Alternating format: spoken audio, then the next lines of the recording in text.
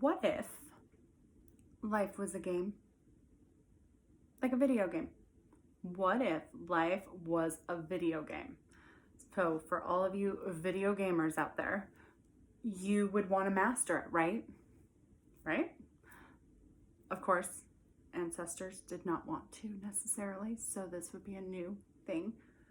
But if we're wanting to master it and life is a game, then we know when we get killed by a boogeyman or we get hurt by a boogeyman that we're going to die, or a death cycle of some kind. It's a pain point.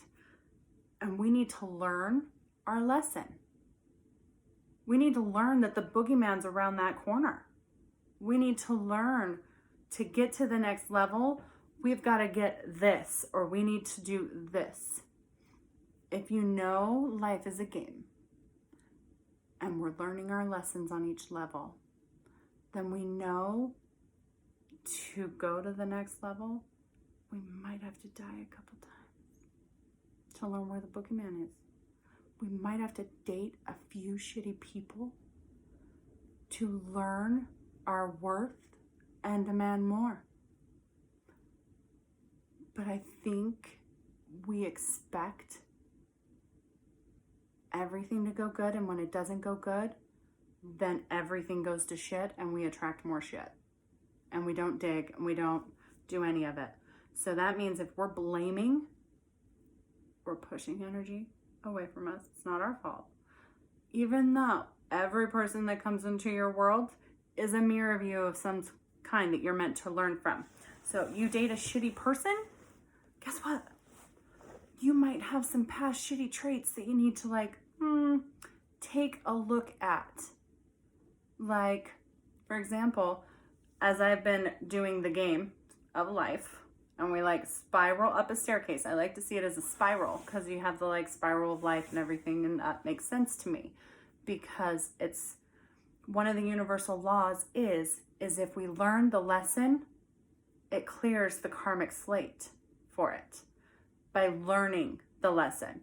Learning the lesson, though, is by seeing your fingerprints on it, seeing how it has played out in every other area of your life. Speaking your truth, not writing it and burning it, not writing it in your journal.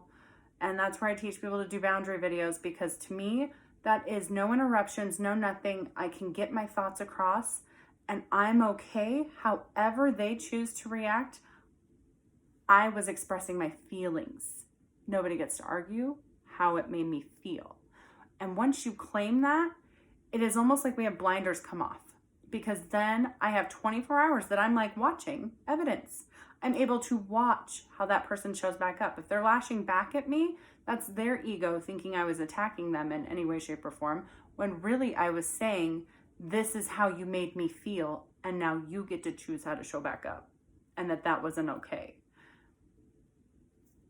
I don't know, it's just, I don't think we're taught the rules to the game. Because if life is a spiral staircase and we are taught our thoughts are things, if we are taught that you might die a couple times or feel some pain to make it past each level, but each level that you're passing, you're grateful that you learned those lessons, right? Because you're at the next level. So you have a destination. As you're doing this and learning those lessons and realizing that there is no blame, we attract in douchey men because we got some douchiness we need to fix and look at. But we're taught to not cry. We're taught to not dream. We're taught to not rock the boat. So we don't want to feel those emotions. But the problem is in the emotions, there is this beautiful thing called a lesson. There is, I promise. Everything that comes at you is for a reason. For a reason. So, if you get the lesson out of it, whether it is dating a narcissist, whether it is your friends taking too much energy from you and you're always helping them and they never help you, whatever it is, you have some kind of karmic lesson that you were meant to learn, and it is is a pattern that will keep coming back over and over again. It's in a different package. It looks a little differently, but it's the same lesson. So if you're sitting in it for a minute to actually see where you've had this hit before. Is this a new lesson? Is this something that I've been doing a lot? What's the mirror of that? Because if I don't feel good enough, I'm going to attract somebody in that makes that like 10 times worse.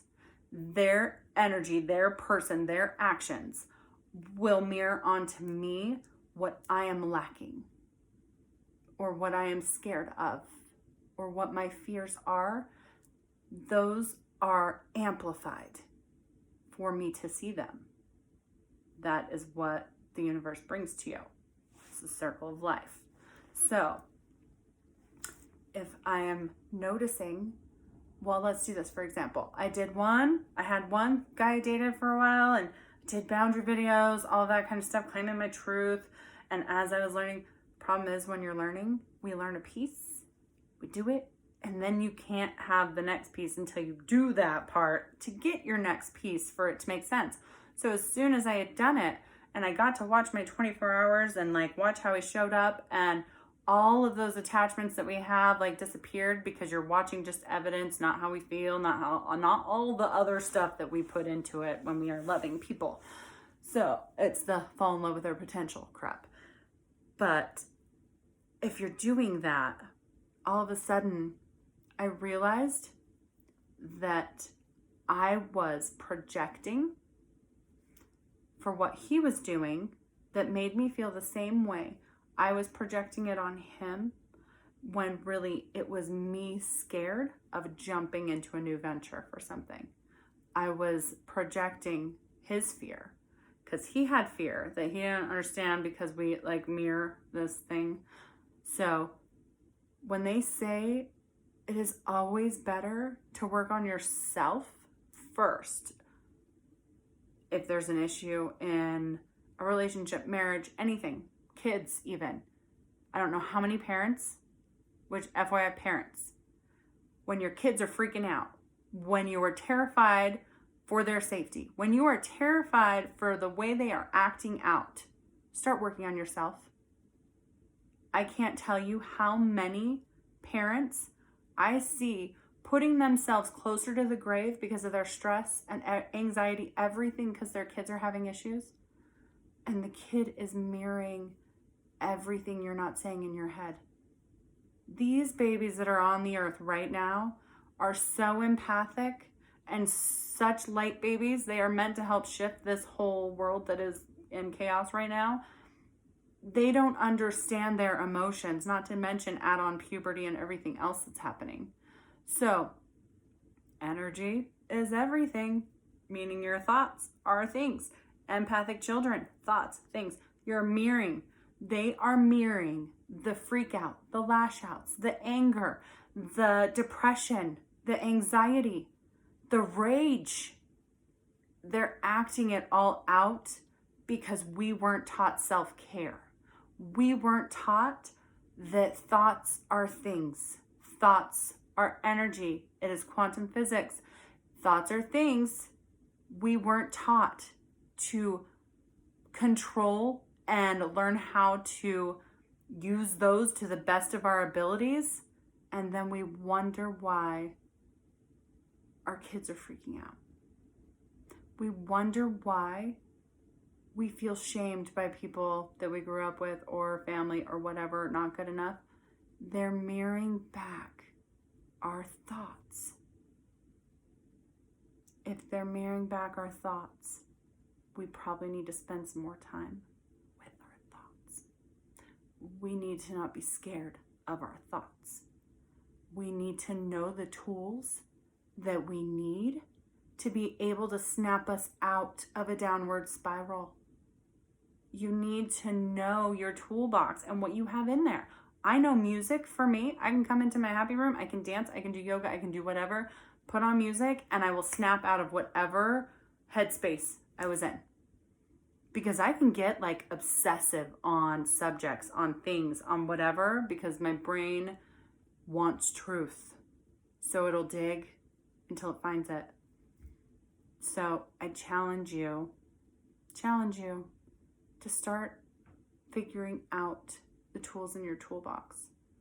Figuring out how to manage, control, grow, all of it. Your thoughts.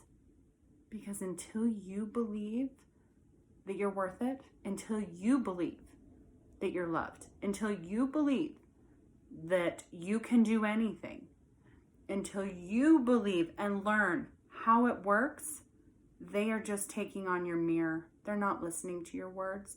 And that is why the kids are so disconnected. That is why men have started being, like, we have had huge, massive men suicidal thing and women depression.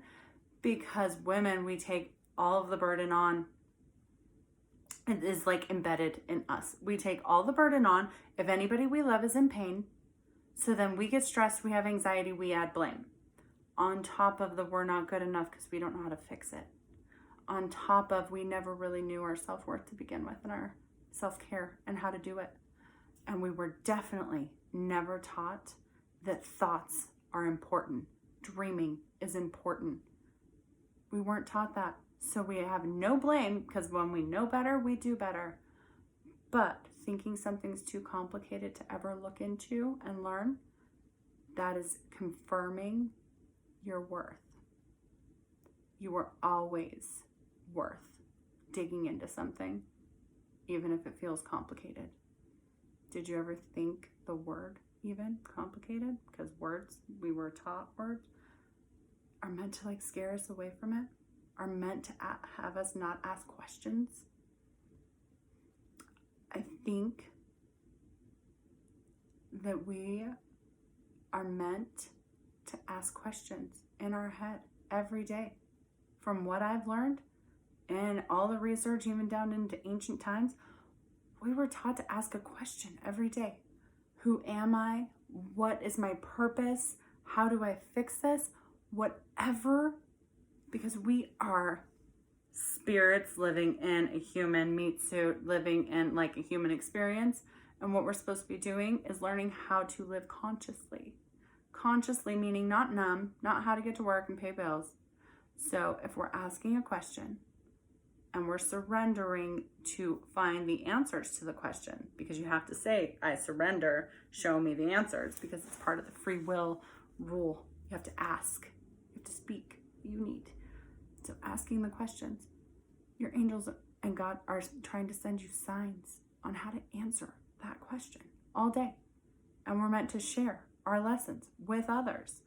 The difference is we were taught to hide anything that's going on in this world right now. We were taught to hide. I'm glad I wasn't really good at it, but teaching us to hide means that you can't even tell, some people can't even tell their best friends when they're really in a bad place. They have no one to actually tell all of the burden and all of the truth to, which means it's in the worst place. It's in our head. All of the fear, all of the pain, all of the drama, because we were taught to not shame, to be perfect. I would much rather be perfectly imperfect any day than try and be normal, this normal. I'll be crazy. I'll be cray-cray all day long. And any of you that want to be cray-cray with me, more than happy to show you. Because I would much rather live a magical, happy, crazy-ass life than boring, lost in my head with negative thoughts and never dreaming life. Why don't you guys have like a family dream date? Do family dream boards. Play games to figure out your thoughts and teach the kids.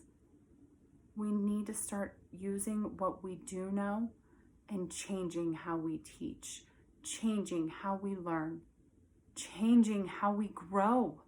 We're all meant to grow independently and then connect and co-create with people. That's how you find like your peeps, your tribe, people you can lean on, share whatever. It's the ride or dies. How do you know if you have a ride or die if they don't even know your thoughts? They don't know any of our shame pieces. That feels kind of surface and superficial to me.